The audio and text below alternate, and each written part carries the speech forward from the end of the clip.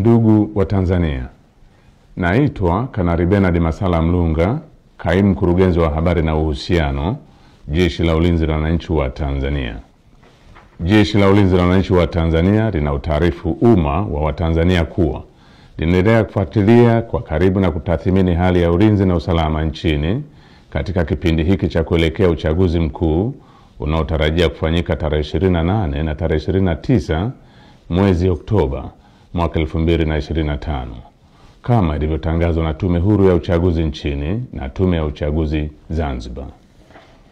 Kwa ujumla, Jeshi la Ulinzi la Wananchi wa Tanzania linaridhishwa na hali ya usalama iliyopo nchini katika kipindi hiki ambacho vyama vya siasa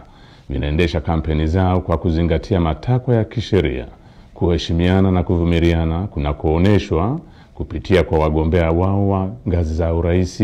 ubunge na udiwani. Jeshi la Ulinzi la Wananchi wa Tanzania linaviomba vyama vya siasa kuendeleza hali ya amani na utulivu wakati wote wa kampeni, kupiga kura na baada ya kupiga kura. Katika hatua nyingine, Jeshi la Ulinzi la Wananchi wa Tanzania linalipongeza Jeshi la Polisi na vyombo vingine vya usalama kwa jinsi vinavyoendelea kusimamia hali ya usalama katika kipindi hiki cha kuelekea uchaguzi mkuu.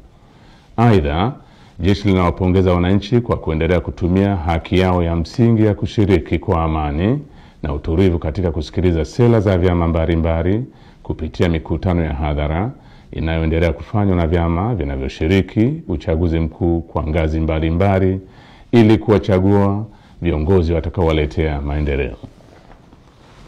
Pamoja na hali ya amani na utulivu iliyopo, bado kumeendelea kujitokeza baadhi ya watu wanaojiita wanaharakati kutoka ndani na nje ya nchi kutumia mitandao ya kijamii kupotosha umma kwa kuweka maudhui yenye kuleta uchochezi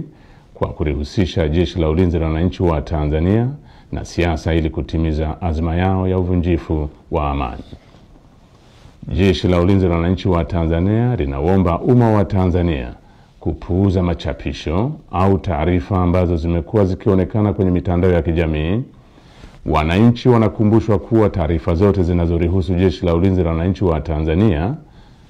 zitatolewa na makao makuu ya jeshi kwa utaratibu rasmi na mawasiliano ya Jeshi la Ulinzi la Wananchi wa Tanzania na umma. Jeshi la Ulinzi la Wananchi wa Tanzania likiwa sehemu ya vyombo vya ulinzi na usalama vyenye dhamana ya ulinzi nchini,